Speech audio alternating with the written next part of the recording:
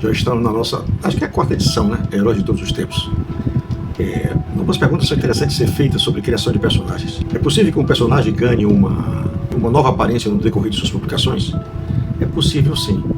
Mas vamos utilizar como exemplo um personagem que foi utilizado também na década de 60, era um personagem coadjuvante, uma criação do Eugênio Colonense. Então nós vamos falar de Morto do Pântano, certo? Então para isso vamos começar rodando a vinheta.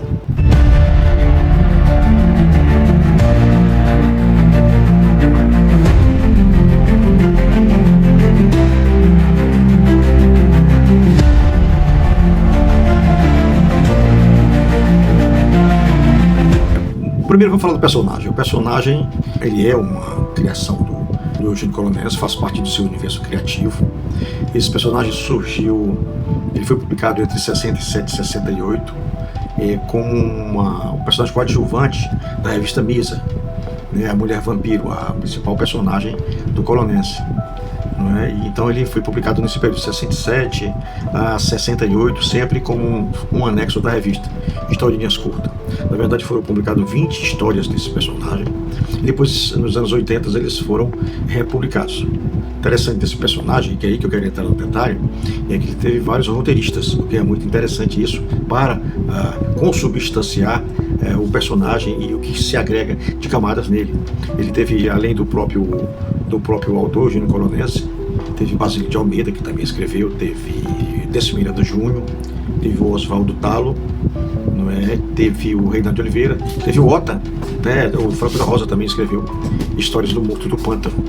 Então ele faz parte de todo esse universo do Eugênio Colonense. Vamos continuar falando sobre isso. Ao longo de suas histórias, a gente sabe exatamente o que era o Morto do Pântano. O Morto do Pântano é um justiceiro sobrenatural, quanto mais impiedoso, sarcástico, sangrento, infalível. Então ele é justamente isso. Ele é isso. Tem um machado, e com esse machado ele justiça e dá fim vamos dizer, às pessoas que não merecem oportunidade nem viver. Quem bate no pântano está ferrado. Então, assim, o personagem, ele aparecia nas suas histórias em vários países, vamos dizer assim, pelas roupas, pelos nomes, na Europa, na França, na Inglaterra, até mesmo nos Estados Unidos e até mesmo fora de época.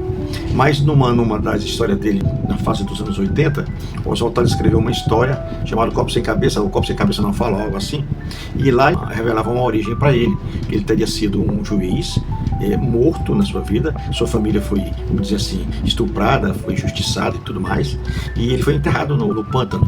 Então se acredita que ele é um juiz e a partir daí ele faz a sua ação de justiceiro. O interessante é que nessa abordagem dá para você perceber os elementos brasileiros, então, do personagem, Ele passa a ser um elemento brasileiro, ele passa a ter uma origem brasileira, pelas referências, pelos personagens que fazem parte do enredo da história. Tem o que se chama biguá, a gente até entende que isso é ocorrência só se dá no sul do Brasil, então a gente acha que está localizado mais ou menos por ali assim. Então o personagem ele deixa esses rastros, mas ele vem se construindo em camadas a partir do momento dos outros roteiristas que vão tomando o personagem. Então ele passa a ser brasileiro. Mas numa das histórias dele é dito que ele é muito antigo, ele é um personagem de outro, ele vive há séculos, então o personagem está sempre assim. Então eu tenho uma conclusão sobre isso, voltando a falar desse aspecto, para vocês terem uma ideia, teve um período que ele surgiu nos anos 30, no período dos gangsters, essa coisa toda, interessante, ele apareceu lá. Teve uma outra aventura também, onde ele aparece com um calhambeque e ele canta até a música do Roberto Carlos. Eu acho muito legal isso, quando vários roteiristas pegam o personagem e vão adicionando camadas. Então o que se dá para concluir em relação ao Morto do Pântano e à circunstância que ele vive ao seu local, é que ele é uma singularidade, quer dizer, todo o universo onde ele habita geograficamente é uma ocorrência de singularidade. Ela não tem onde ficar, ela não existe naquele local definido, ela existe em qualquer momento onde haja necessidade de se cumprir a justiça. Então ele pode aparecer em qualquer lugar com todo o seu pântano, em qualquer época com todo o seu pântano. Então assim, a construção do personagem foi dando essas camadas para ele, que na minha avaliação, o Morto do Pântano, ele não tem localidade certa, definida, ele se avizinha apenas pelo cheiro necessário e oportuno de fazer a justiça ante as vítimas, sem definição de local, sem definição de tempo. Isso torna o personagem muito grande, muito amplo e muito original. Houveram outros personagens com esses nomes fora do Brasil, produzido por outras grandes editoras até depois, mas o Morto do Pântano é um personagem singular e ímpar. Então assim, cara, os personagens se transformam, eles vão levando para o leitor conclusões que eles vão tomando a partir do que ele vai percebendo do que está sendo exposto para ele. Isso torna um personagem grande. Tem autor que é ciumento de entregar seu personagem para outros roteiristas, mas isso é muito importante, porque isso adiciona camadas. E o próprio autor pode, vamos dizer assim, acatar ou descartar isso na mitologia do seu personagem. Mas o Morto do Pântano, ele é um zelador junto com o seu pântano, que é uma singularidade atípica, sobrenatural, que se movimenta atemporariamente, ageograficamente, e vai parar onde há necessidade do que a justiça se cumpra.